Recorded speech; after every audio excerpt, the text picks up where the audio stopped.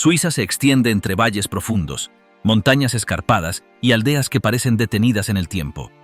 En medio de los Alpes, cientos de pueblos han resistido durante siglos con sus propias reglas, sus oficios heredados y sus rituales intactos. Entre chalets de madera, praderas inclinadas y caminos de piedra, la vida rural suiza ha tejido su historia lejos del ruido de las grandes ciudades. Cada comunidad, aislada por el invierno o un paso montañoso, desarrolló formas únicas de trabajar, rezar, comerciar, protegerse y educar a sus hijos.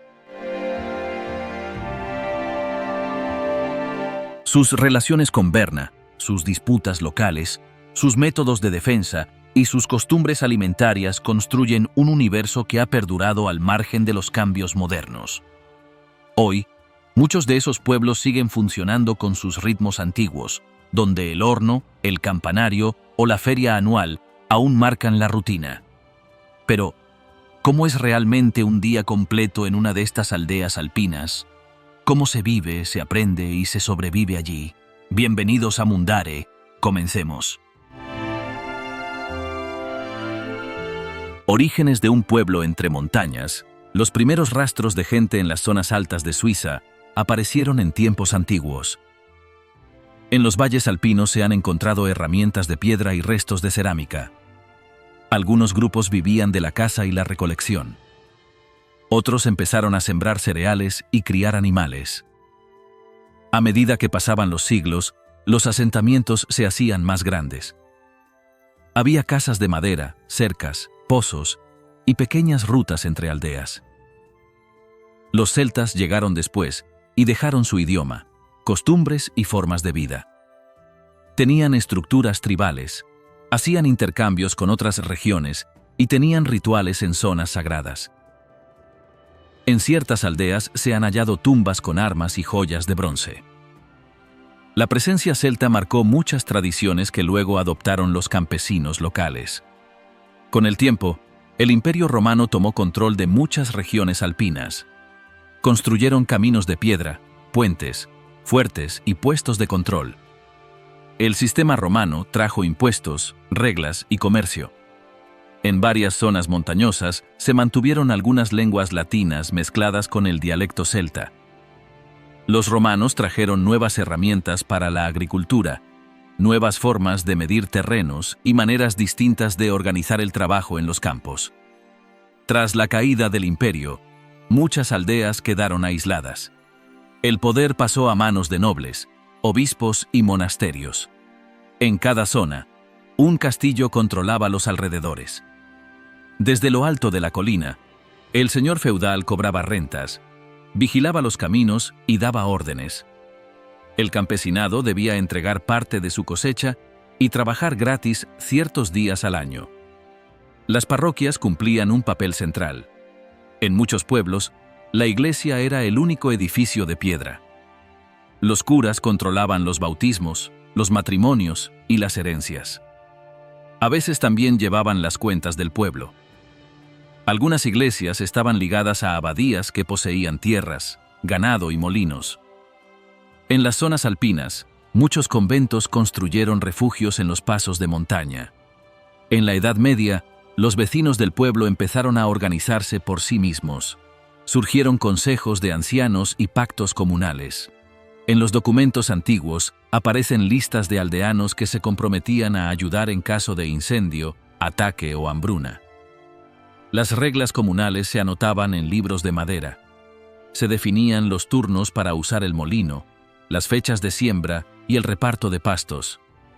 En las aldeas más remotas, cada casa era un mundo. La familia vivía bajo el mismo techo con los animales. El fuego se mantenía encendido todo el año. La comida se almacenaba en sótanos. Se hacían panes duros, manteca y embutidos que duraban meses. El agua venía de arroyos cercanos y la ropa se lavaba a mano en pilas de piedra. El terreno era rocoso y el clima variaba de forma brusca. En verano se trabajaba desde que salía el sol. En invierno, los caminos se cerraban por la nieve. Muchos aldeanos sabían esquiar desde pequeños para moverse por las cuestas. En primavera, las familias enteras subían a los prados altos con el ganado.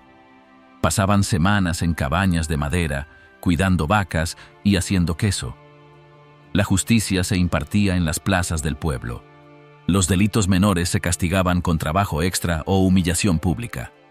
Los conflictos por tierras se resolvían con testigos y juramentos. Si alguien robaba leña o cruzaba una cerca sin permiso, podía quedar fuera de la comunidad. Durante los siglos XVI y XVII, los impuestos aumentaron. Muchos campesinos debían entregar grano, cera y gallinas. Algunos pagaban con días de trabajo para arreglar caminos o construir graneros comunes. Los registros de impuestos muestran nombres, cantidades y objetos entregados. Cada carga quedaba anotada en libros del convento o en hojas que guardaban los señores locales. Algunos pueblos empezaron a hacer sus propios escudos y sellos. Tenían banderas, toques de campana y fiestas para celebrar pactos antiguos. Aunque la región pertenecía a distintos cantones, cada aldea defendía su forma de vida. Las reuniones comunales servían para fijar precios, aprobar matrimonios y elegir representantes. Los conventos seguían siendo grandes propietarios. Algunos controlaban campos, pastos y talleres. Otros tenían bibliotecas y escuelas donde se formaban hijos de familias locales. Los monjes enseñaban a escribir, contar y rezar. En ciertas zonas, las abadías recibían peregrinos que pasaban camino a otros países. Los cementerios estaban junto a la iglesia. Las tumbas eran sencillas. A veces se usaban las mismas cruces para varias generaciones. Los difuntos eran recordados en misas comunitarias. Las campanas sonaban para marcar nacimientos, muertes y bodas.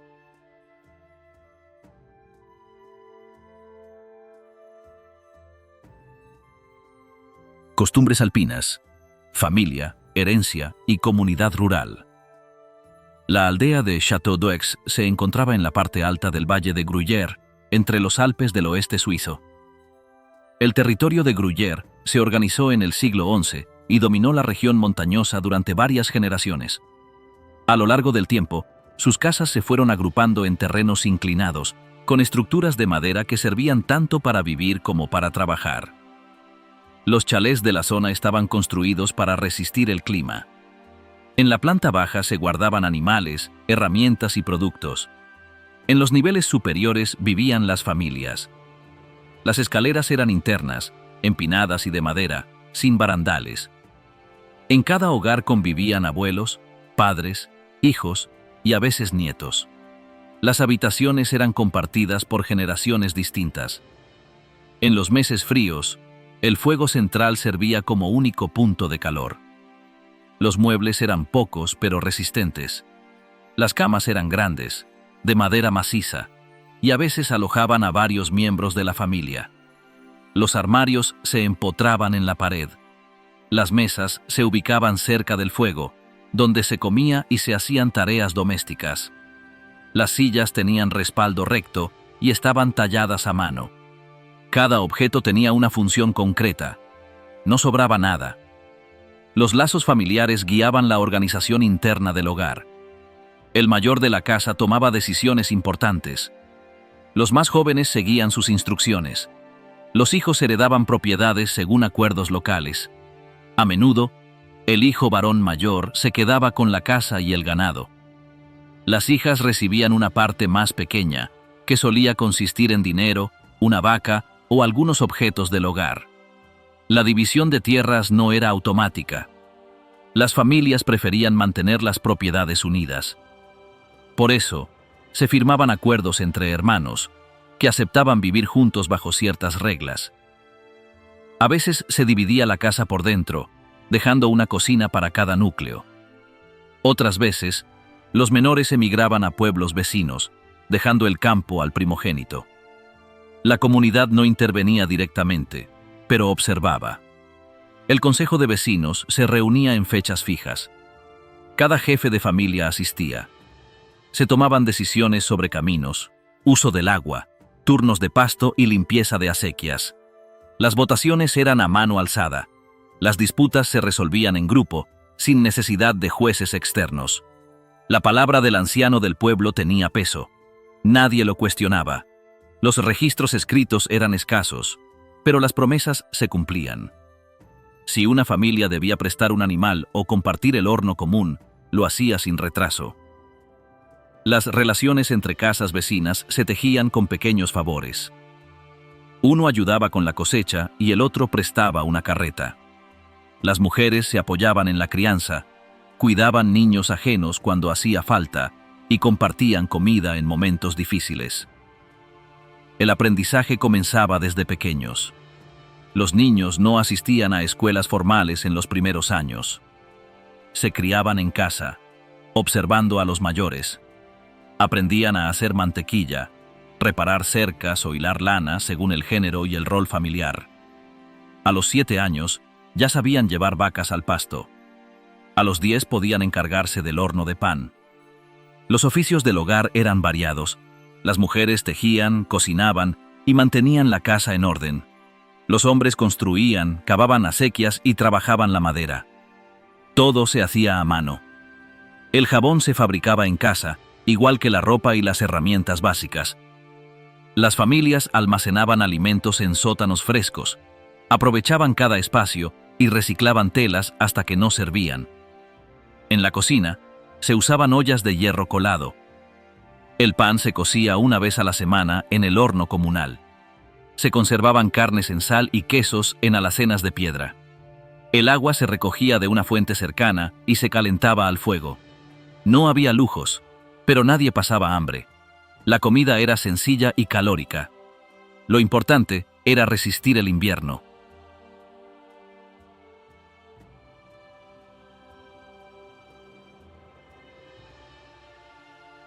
Religión, ritos y rupturas. La reforma desde las aldeas.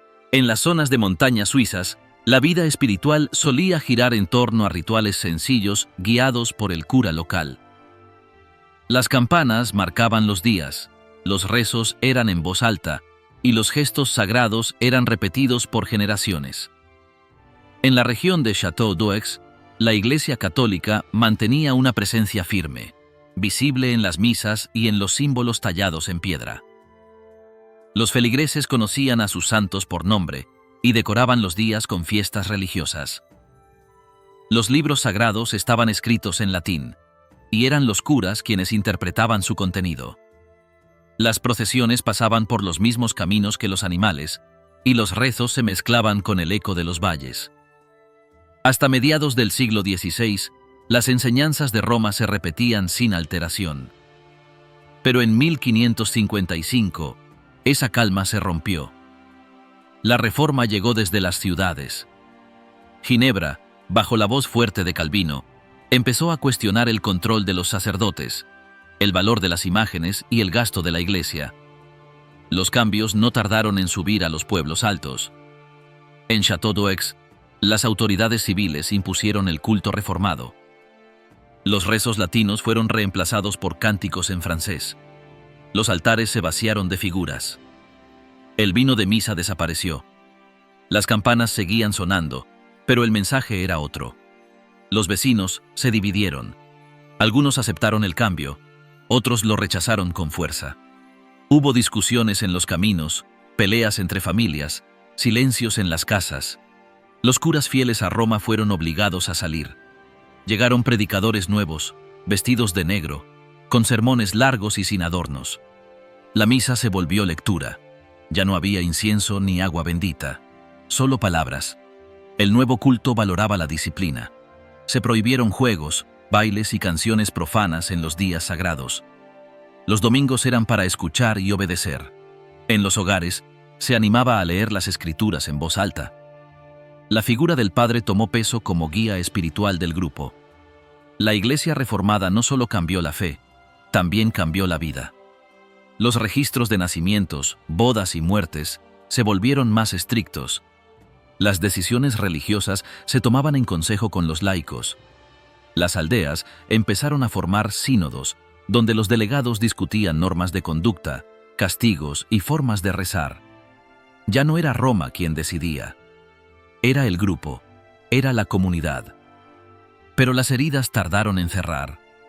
Durante años, algunos rezaban en secreto al viejo estilo, Guardaban imágenes en cajas de madera, cruzaban los dedos al pasar por antiguos símbolos. Las rupturas con el pasado también se notaban en el paisaje. Muchos templos católicos fueron modificados.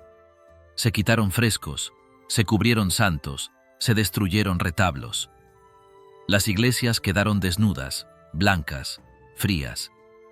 Lo sagrado se volvió austero. El púlpito ganó altura. El altar perdió centralidad. La palabra era lo que importaba. En los cementerios, los viejos signos fueron sustituidos por inscripciones sobrias. El culto al silencio reemplazó al rito colorido. Pero no todos los pueblos adoptaron la reforma de la misma forma. Algunos lo hicieron por orden, otros con convencimiento. Château-d'Œx vivió ese proceso de forma controlada. Las autoridades locales buscaron evitar violencia abierta. Se nombraron jueces para mediar disputas religiosas. Las escuelas adaptaron sus enseñanzas y los cantos antiguos fueron reescritos. Pero la tensión seguía. Los contactos con regiones vecinas, aún católicas, se enfriaron. El comercio de libros religiosos aumentó.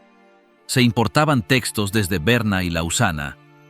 El clero reformado comenzó a tener contacto con predicadores alemanes y franceses. El idioma de la religión también cambió. Se usaban menos términos latinos y más frases simples.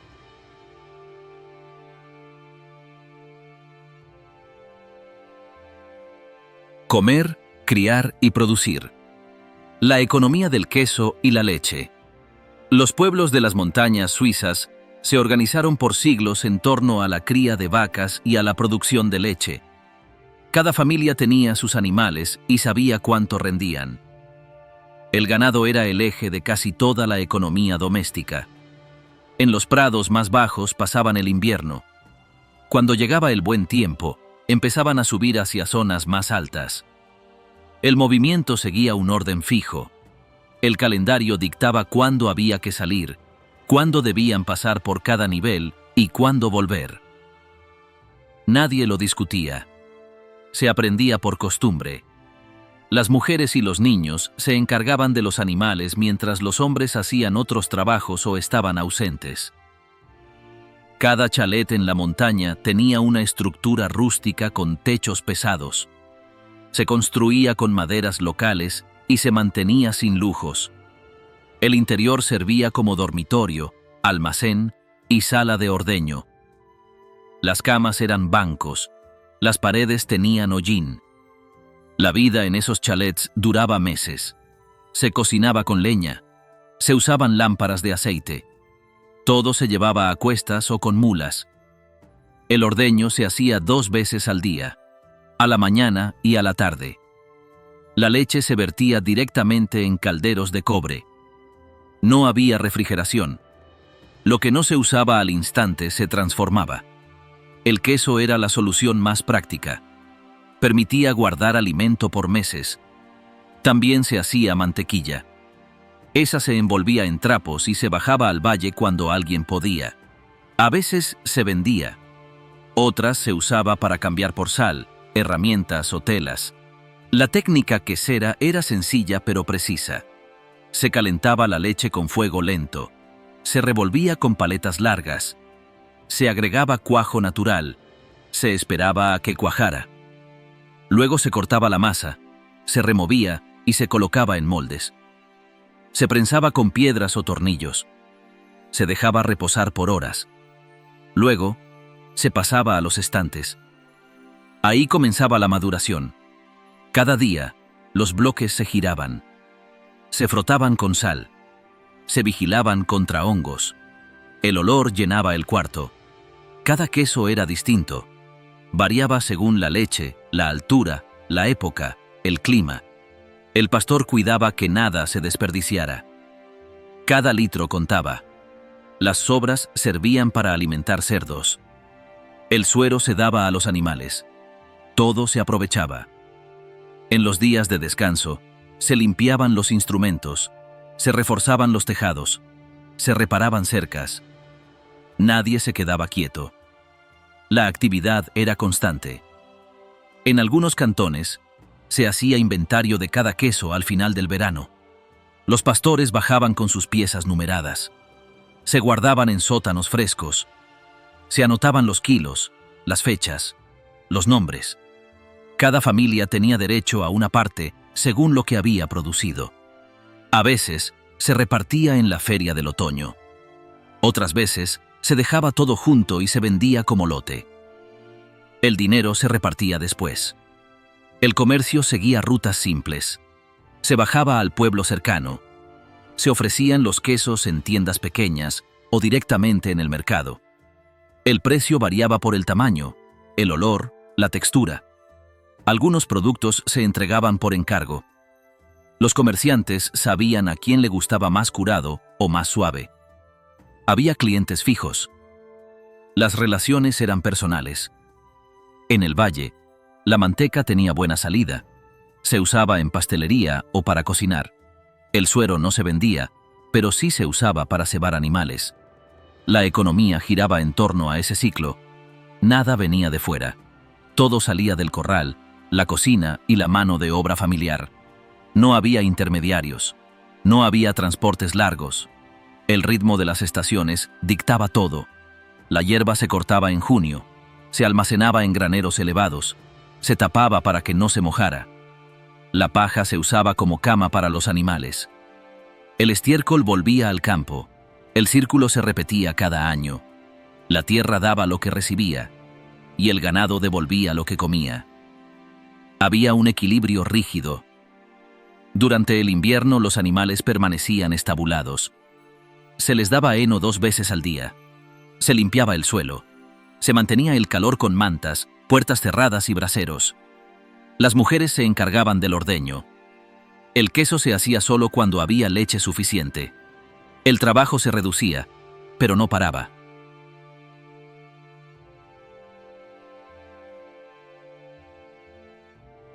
Mercados, ferias y trueques. El mundo exterior desde el pueblo. Cada año, los pueblos alpinos celebraban varias ferias que reunían a vecinos de distintas aldeas. Las fechas se conocían de antemano y coincidían con fines de cosecha o inicio del pastoreo. Desde días antes, llegaban pastores con queso curado, mujeres con cestas de lino o mantequilla, y artesanos con herramientas de mano o cuchillos tallados. Se instalaban puestos improvisados frente a la plaza o en el camino de entrada. El ruido del trueque se mezclaba con el crujir de las botas y el sonido de las mulas cargadas. Los intercambios no usaban monedas. Una rueda de queso podía valer tanto como una capa tejida o un saco de centeno. El valor se discutía en voz baja, a veces con gestos. Cada producto tenía su temporada y eso marcaba el precio. El pan seco servía como base de cambio en invierno. La lana ganaba peso en otoño. Nadie tenía todo, así que todos llevaban algo. Los mercaderes ambulantes aparecían desde regiones lejanas. Algunos cruzaban los pasos de montaña con harapos y cofres. Traían sal, especias, cuchillas o hilo de colores. Otros llegaban desde el fondo del valle. Sabían a quién vender y cuándo volver. A diferencia de los vecinos, estos hombres dormían en establos o bajo aleros. No formaban parte del pueblo, pero eran esperados cada año. En ciertos puntos, había rutas bien marcadas que conectaban pequeñas aldeas. Un burro cargado tardaba 2 días en ir de un pueblo al siguiente. Los caminos de tierra se cruzaban con atajos por el bosque o bajadas empinadas entre rocas. En las esquinas altas se dejaban señales hechas con piedras. Cada estación del año transformaba la ruta. En invierno, el hielo bloqueaba los accesos. En primavera, el lodo obligaba a usar tablones. Pero aún así, las rutas seguían activas. Los productos más pesados se movían en grupo. Un vecino cargaba por 3 familias y al volver compartía lo conseguido. Había acuerdos verbales y turnos rotativos. A cambio, los demás cuidaban su parcela o sus animales. Nadie viajaba solo sin avisar. La montaña no perdonaba distracciones. Las ferias marcaban momentos clave del año. En junio, la más esperada era la del queso nuevo. Los pastores bajaban con ruedas envueltas en tela y los compradores las golpeaban con el nudillo para oír el sonido. Las más duras se destinaban al invierno. Las más frescas se abrían esa misma noche. En septiembre, era el turno de los granos, la sal y el lino. Cada familia sabía cuánto podía ofrecer y qué necesitaba para el siguiente ciclo. Los oficios visibles también se reunían en las ferias. Había herreros con clavos forjados, curtidores con pieles secas y toneleros que vendían barricas pequeñas.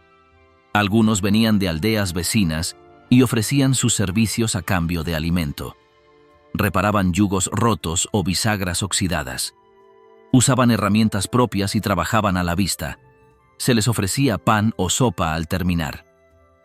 En las casas, los objetos que venían del trueque se guardaban con cuidado.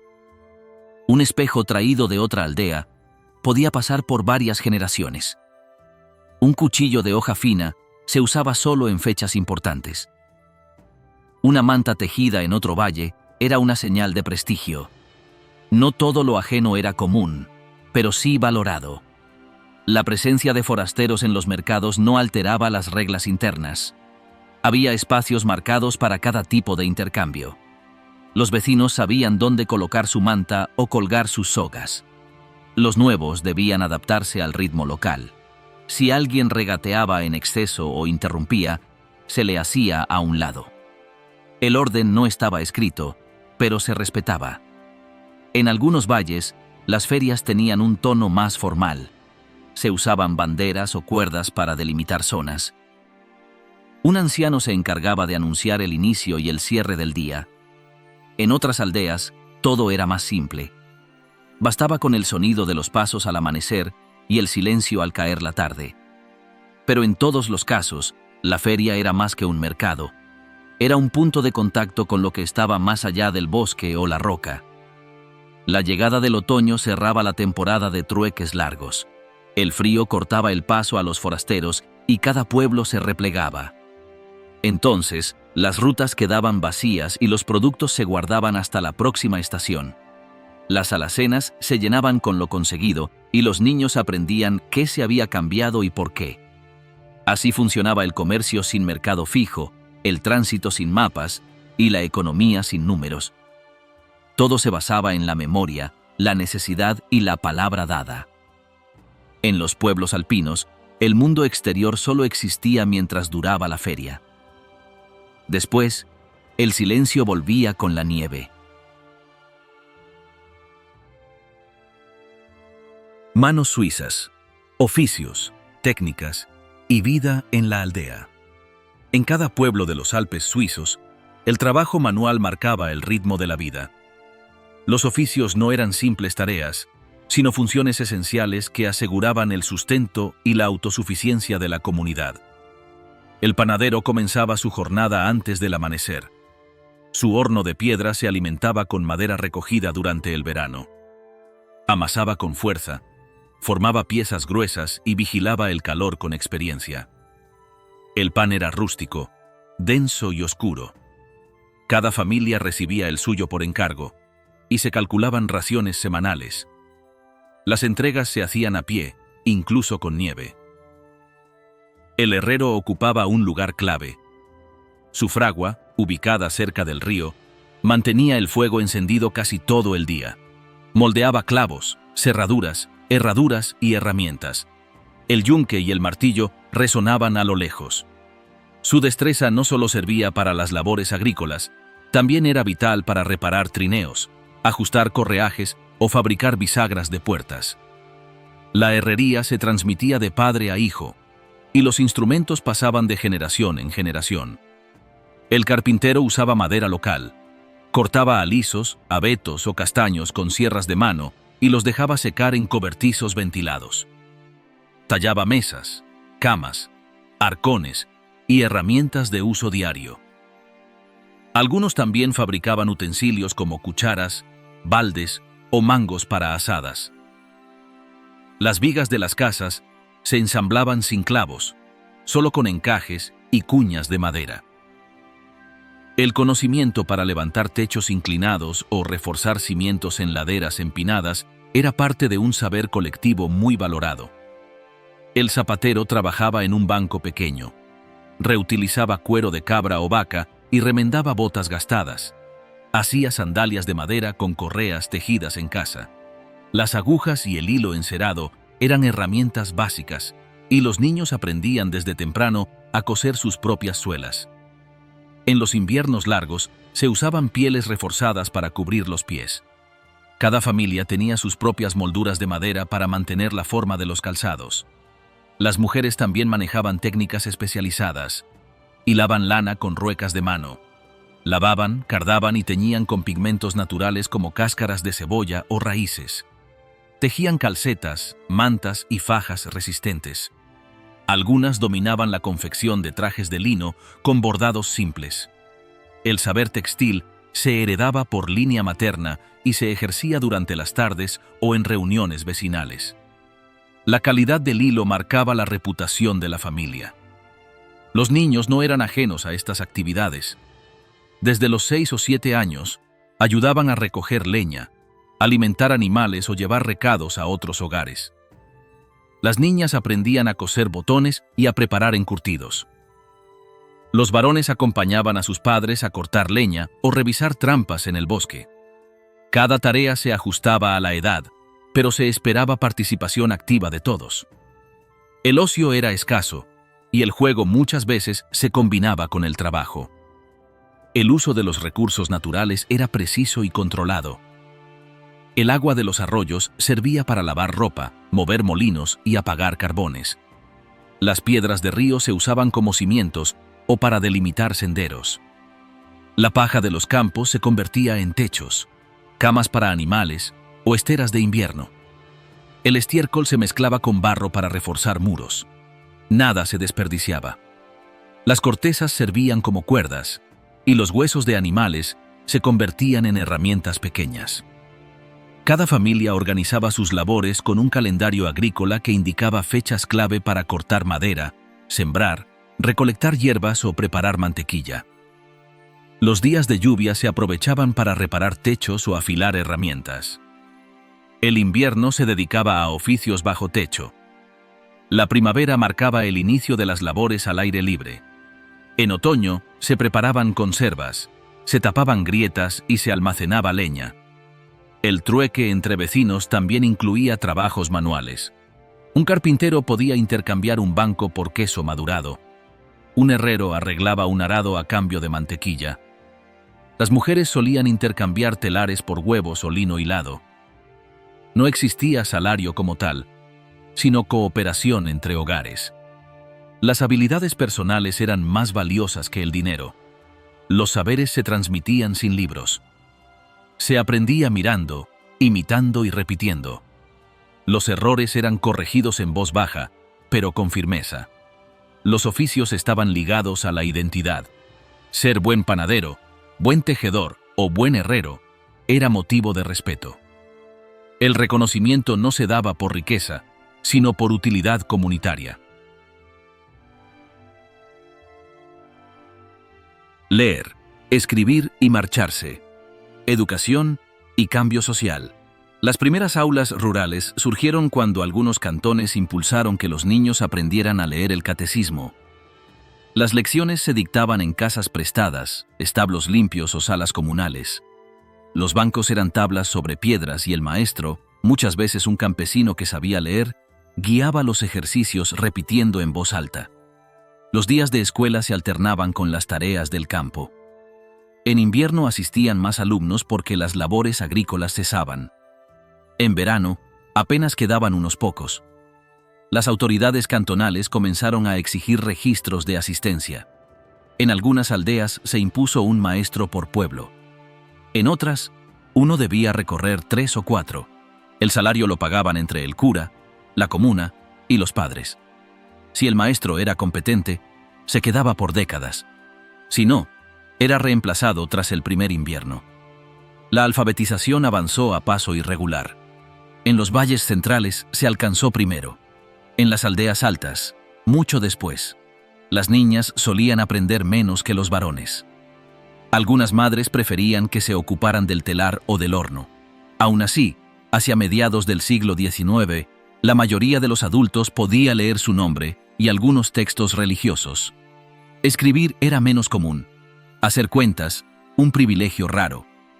Con el tiempo, la enseñanza dejó de depender del cura. Se redactaron manuales propios. Algunos pueblos imprimieron libros con frases adaptadas a su entorno. Medir leche, contar huevos, pesar lana. La lengua del aula también cambió. En zonas germanas se exigió el alemán oficial, lo que alejó a los niños del dialecto de sus padres. En los cantones más aislados, esto generó tensiones.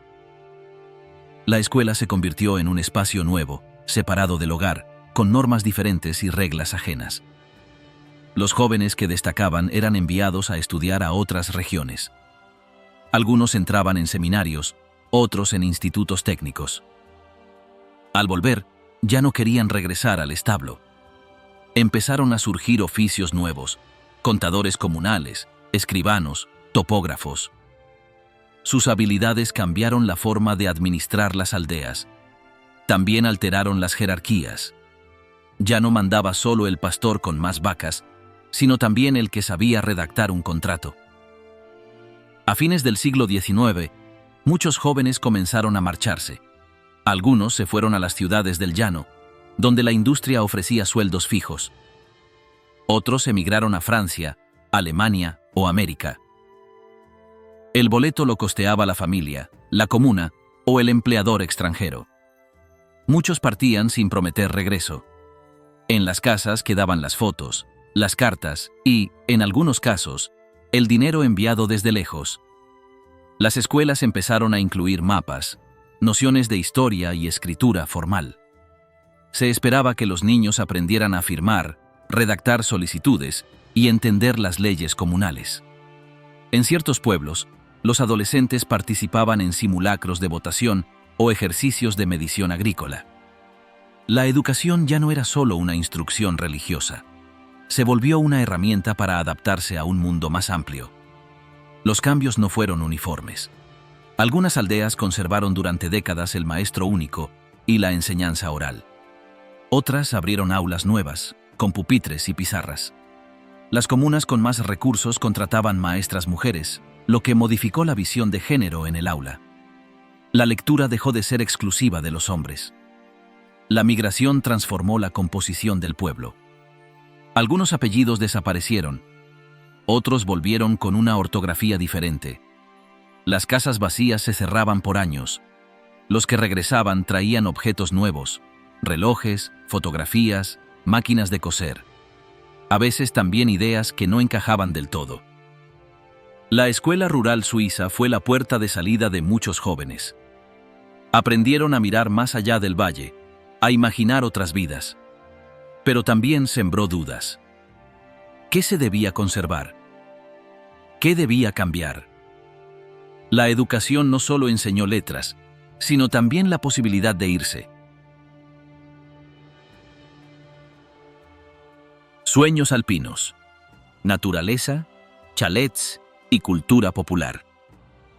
Durante el siglo XIX, los Alpes suizos comenzaron a atraer la atención de una minoría adinerada europea. La majestuosidad de las montañas, antes vista como una barrera o un peligro, pasó a ser considerada un refugio de belleza y salud. Las primeras visitas llegaron desde Francia, Alemania e Inglaterra. Los viajeros aristocráticos recorrían largos trayectos para alcanzar pueblos apartados donde el aire era limpio y las vistas parecían eternas. Los locales observaron cómo los visitantes se instalaban por semanas. Algunos alquilaban habitaciones, otros pedían construir chalets enteramente nuevos. Estas casas, hechas de madera, techos inclinados y balcones floridos, se inspiraban en las viviendas campesinas, pero incluían lujos traídos del exterior. Chimeneas decoradas, cristales pulidos, mobiliario importado y detalles que contrastaban con la sobriedad rural. A pesar del entusiasmo de los viajeros, el pueblo mantenía su ritmo. Los pastores seguían guiando el ganado. Los talleres funcionaban como siempre, pero los forasteros, con sus ropas distintas y sus modales, alteraban la rutina. En las plazas se escuchaban idiomas extranjeros. Algunos aldeanos comenzaron a ofrecer productos típicos como recuerdos. El queso, el lino y la madera tallada se convertían en obsequios exóticos para llevar de regreso a las ciudades. Los caminos de piedra se ampliaron. Algunos senderos fueron mejorados con puentes o barandillas, facilitando el paso hacia miradores naturales. Las fuentes de agua, antes de uso exclusivo local, eran señaladas como lugares para descansar. En ciertas cumbres se levantaron bancos de madera y cruces de hierro, colocadas no por devoción, sino para los ojos de quienes buscaban paisajes que inspiraran calma. Entre los visitantes más frecuentes estaban artistas y científicos. Pintores llegaban con lienzos en blanco y buscaban retratar el perfil de las montañas. Botánicos y geólogos tomaban muestras. Poetas escribían sobre la pureza del lugar. Estas obras, una vez publicadas en el exterior, reforzaban el mito del valle escondido entre montes, aún ajeno al bullicio moderno. El clima también jugaba un rol. Los médicos de la época recomendaban el aire alpino para curar males del cuerpo y del espíritu. Personas con dolencias pulmonares, nerviosas o con fatiga crónica eran enviadas a descansar en chalets adaptados. Algunos enfermos se quedaban por meses. Otros regresaban cada año. Esta práctica reforzó la imagen de las montañas como santuario. En las iglesias se adaptaron algunos sermones para recibir fieles forasteros. No por proselitismo, sino por cortesía. El idioma fue un reto. Algunos jóvenes comenzaron a aprender frases en francés o en inglés para atender a los recién llegados. Estas interacciones, aunque breves, dejaban marcas. Una generación rural empezó a interesarse por el mundo exterior. Los niños observaban a los visitantes con curiosidad. Preguntaban por sus ropas, sus libros o sus juegos. En algunos casos, las familias locales eran invitadas a compartir una comida en los chalets. Aunque las costumbres diferían, el pan, el queso y la conversación fluían igual. Esa convivencia ocasional plantó ideas nuevas sobre el modo de vida fuera del valle. Con el paso del tiempo, ciertas casas abandonadas fueron restauradas por encargo de extranjeros. Algunos regresaban todos los veranos. Otros enviaban cartas desde el extranjero solicitando mejoras. Carpinteros y albañiles recibían instrucciones precisas. La mano de obra seguía siendo local, pero el diseño ya no respondía solo a criterios funcionales. El gusto foráneo comenzaba a influir en las construcciones del lugar.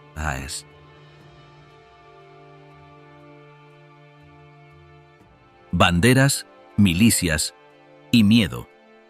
Tiempos de guerra y patriotismo.